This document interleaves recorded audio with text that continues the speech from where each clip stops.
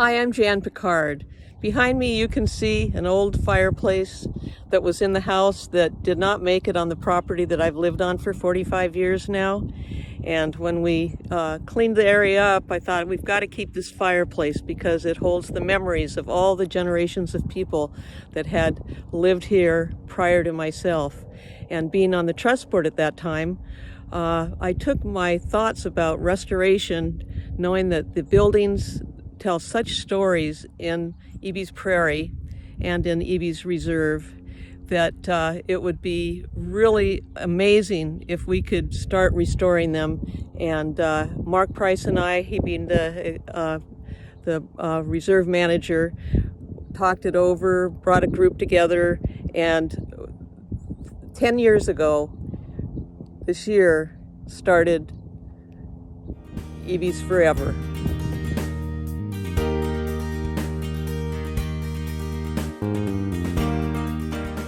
My name's Linda, and for over 10 years I was fortunate to live in one of Coupeville's Victorian homes, built by H.B. Lovejoy in the late 1800s. Owning a historic property in the reserve was an honor, and I did feel a sense of stewardship to keep the house standing for the future.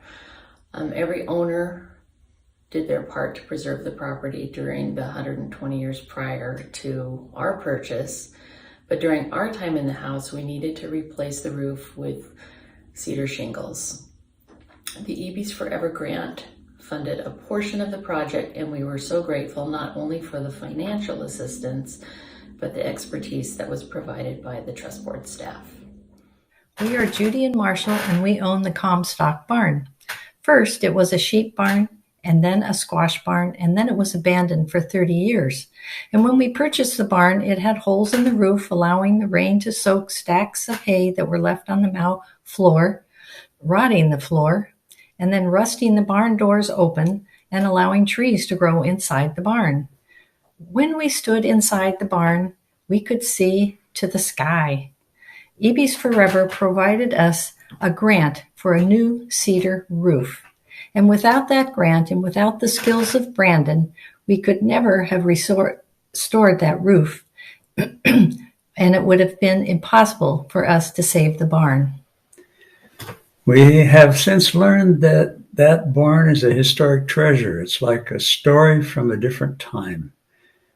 We like to stand outside and try to picture Freeman Boyer's father and a few other men putting it up. It's almost 40 feet tall. How in the world did they do that with nothing but horses for power? Or we think about the well beside the barn. It's 117 feet deep, but it was dug by hand in the 1930s. How did they do that? And the siding on the barn is something. It's dimensional 2x12 old-growth Doug fir, probably cut in the 1890s. It was originally salvaged from the floor joists of the original barracks at Fort Casey that were torn down in 1933.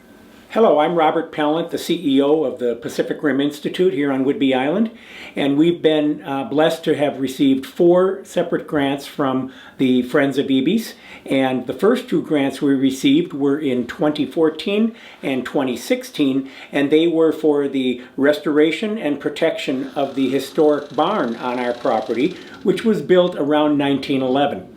The second 2 grants were provided in 2018 and 2020, and they were for the restoration and protection of several of our brooder houses on our site. The brooder houses are the small white buildings that you see on our prairie, and the Ebey's Forever grants allowed us to re-roof 17 of those 29 buildings and to completely restore 3 of the buildings, including removing lead paint and putting new coats of primer and exterior latex. My name is John Rodriguez, and I own what was once called Whidbey Mercantile and is now Toby's Tavern in Coupeville, Washington. A number of years ago, the Ebey's Trust Board afforded me a grant to improve the front of the building, and we were able to do a complete facelift. And they're great to work with. They're easy to understand. Their requirements were easy to put up with, and in the end, the building was improved and the look of the building was greatly improved.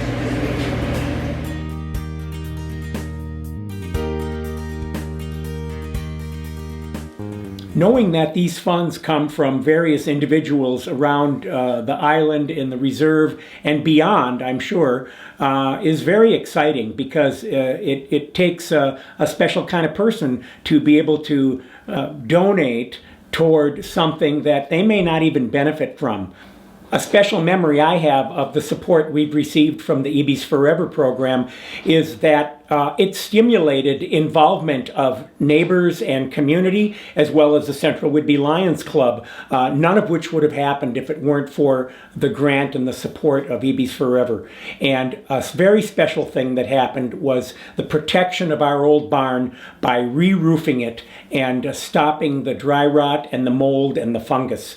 Many experts told us that building was not going to last very long, just a few years perhaps. And the program with Ebey's Forever and the support of the Central Whidbey Lions Club and some neighbors really made a long-lasting difference. Through your donation, now we're benefiting, and the community is benefiting for the long run. One important thing that I would really love for you all to know, has been very, very powerful. Since the beginning, implementation of our first year of grants and our 10th year of grants, and I hope that it will always remain so.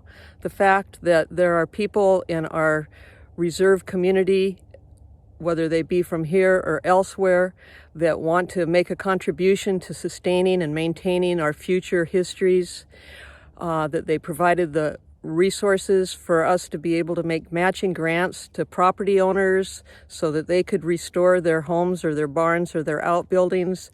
The fact that we have a staff person up and the reserve office can serve as a person that guides them through the process, that answers questions and is available to them at all times to move forward with their projects, has been really inspiring and greatly appreciated. So it's the buildings and the people in them that make the reserve such a special place. I'm wishing the Ebey's Forever grant program a happy 10th anniversary. Keep going. Thanks.